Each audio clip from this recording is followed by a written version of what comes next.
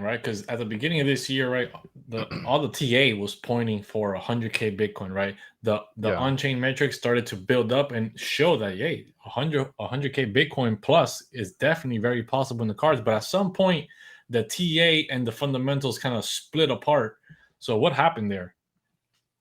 Yeah, I started shifting about a week after that all-time high, $69,000. I started at first I started focusing on lengthening cycles, and then on December 2nd, I made a video basically saying, "Hey guys, I'm neutral right now." And Bitcoin was still, well into the 50s at that time. That was right before that big dump on December 4th.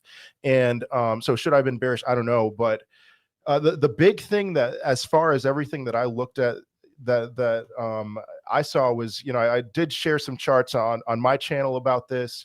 If you looked at United States and Europe, those two cohorts, there was more buying than there was selling from the United States, North America, I should say, and from Europe. Over that whole time, there was more buying than selling. But if you looked at Asia, something dramatic was going on in Asia, and I would probably pinpoint it mostly to China. Some people point to India with regulations and things like that. But the big thing that I was seeing, they dumped hard. I mean, if you could look at the chart, I don't have those charts with me on my computer right now, but they dumped really hard. And so what I think happened is that what it was, I pinned it down to, it in my mind at least, was several exchanges in Huobi and OKEX in particular, shutting down their mainland China operations. And basically Chinese people were they had to choose, do we hold this thing that could be flat out banned in our country, or do we just sell it right now? And they, for the most part, just decided, all right, we're going to sell. So that killed the momentum. Yeah. So my next question would be, right, with the on-chain metrics, we're seeing that Bitcoin's illiquid supply is getting higher and higher and higher and higher, but yet the price is not reflecting that at all, right? We're seeing we have this very bearish sentiment. Where do you fall on that, right? Why do you think that's happening? And do you think that this year is going to be a bullish year, or we're going to keep with the negative sentiment, even though the on-chain metrics are bullish? Well, how about I can share a few things from my screen.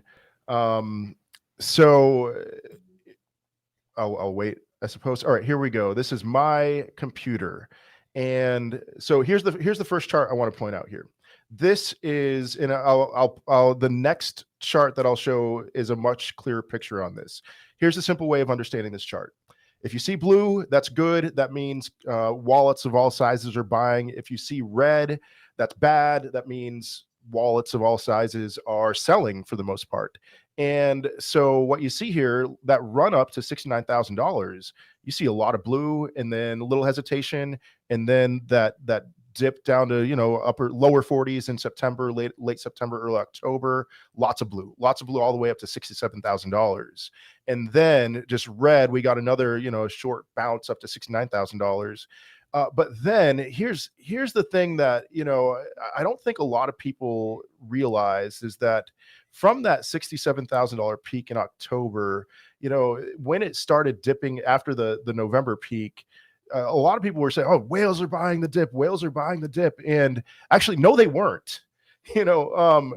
Wallets under 10 Bitcoin, so fish, small fish, minnows, whatever you want to call them, shrimp, they were buying steadily from $69,000 all the way down.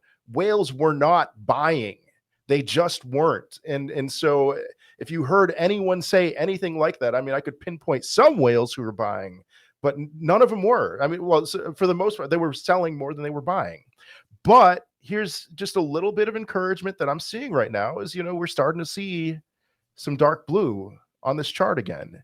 Yeah. And I mean, if you compare this to the summer lull that we had, I mean, for most of the time when Bitcoin was in the 30s, there wasn't really heavy buying until the very end of that dip, that lull, and so then there was heavy buying, and that's what caused us to ride the price up.